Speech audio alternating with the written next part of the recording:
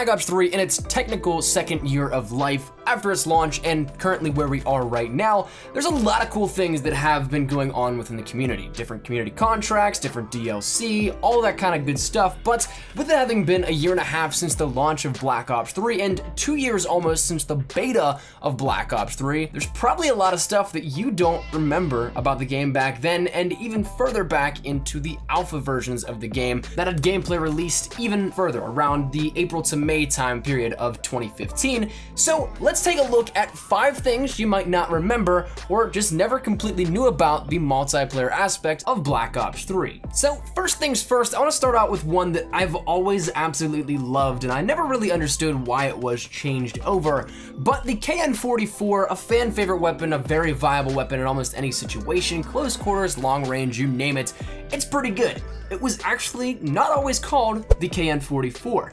Back in the beta, it was something that was completely changed around, not even close to the KN-44 if you guys really want to get technical on it. It was known as the ARC-7. And once again, there really was no explanation ever given as to the reasoning why it was changed up. I do remember quite well that around the launch of Black Ops 3, I had a video in which I was talking about the ARC-7, and when the game came out, everybody's like, what are you talking about even? There's no gun called the ARC-7.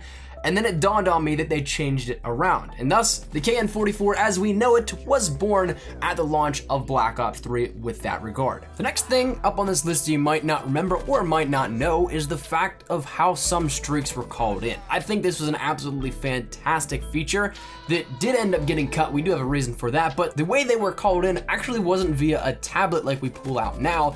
If it was something like a Hellstorm or a Lightning Strike or something similar where you had to recall something or control something in the air for a short period of time, you ended up actually showcasing this on screen via holograms that came out of your character's wrists. This was something that played in line with the campaign's DNI sequence and everything like that, where everything is more so inside the soldier, where they are connected with absolutely every area of the battlefield. And this was something that was a super cool feature, but sadly it never made the cut here for the full game, simply because of some design issues with shadowing and texturing and other things detailed as such. Having talked to some of the developers, it was something that was close, but just never was able to be nailed down for the final build of the game. So I personally loved it. I thought that was a super cool feature, but nonetheless, it never made it out of the beta stage for Black Ops 3. So maybe you remember it, maybe you don't, but that's gonna lead us into the third point here at this one.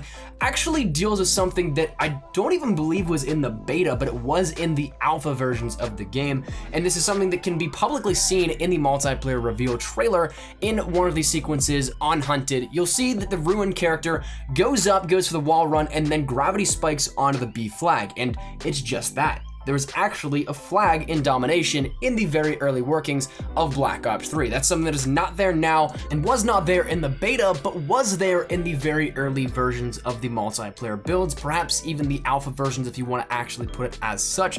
But it was something that whenever they made the reveal trailer, it was in that current build that they pulled from, and there was actually a flag there. So I thought that was something that was cool. It was kind of weird to me whenever it was missing, but all in all, it doesn't really affect the gameplay, just more of an aesthetic thing. Number 4 up on this list actually deals with a specialist, and one in particular, that being Nomad. This was something that was very intriguing in the Black Ops 3 beta because whenever you were actually playing with Rejack, it really was a second chance in a sense, because you did end up going down, yes, but it did not end any of your kill streaks. You could keep everything here, retain all that you had in terms of a nuclear hunt or something like that. And if I'm not mistaken, it actually kept score streak progress as well. So that was something that really made a lot of people mad because Rejack was super overpowered back in the beta.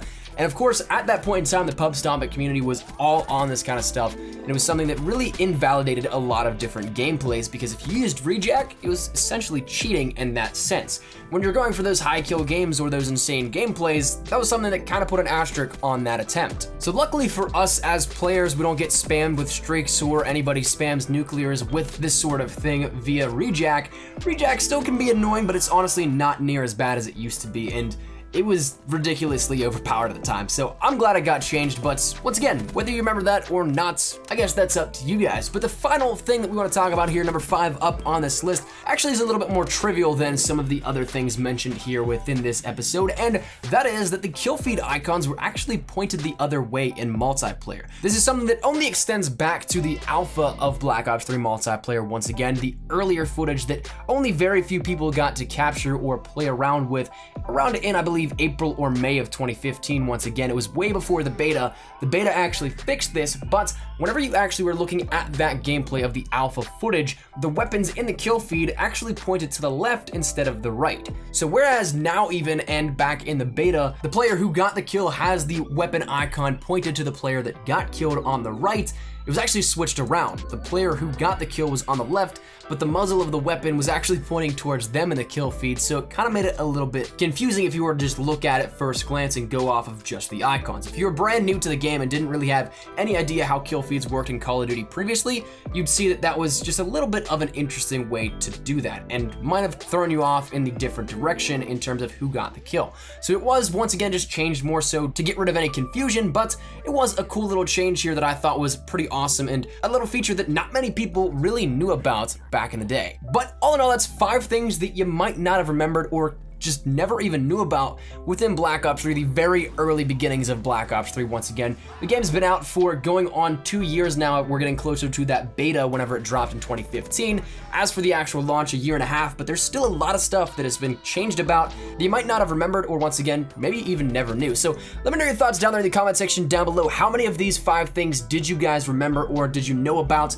And on the opposite side of the coin, how many did you guys not know about? How many did you not remember of this list? I think I'm gonna be bringing you guys a constant series of these. I love taking a look back at this kind of stuff once again, so hopefully you guys enjoy, and if you guys did, make sure you drop a like down below. If you guys are new to the channel, make sure you guys subscribe to stay up to date with everything we have here regarding Black Ops 3, both multiplayer and Zombies Chronicles, Call of Duty World War II multiplayer and Zombies, Modern Warfare Mastered, all that good stuff. We got you covered here up on the channel. And finally, if you guys want to follow me over on Twitter, that's the best place to get connected with me outside of YouTube. I practically live on Twitter, so if you guys want to strike up a conversation, ask me a question, whatever it may be, link is down there in the description below. But thanks so much for watching. Hopefully you guys had a fantastic day. Hopefully you guys enjoyed this as well. And of course, make sure you guys drop how many of you guys remember down there in the comments. But thank you, dudes. My name is Nicola Espresso. Take care and peace.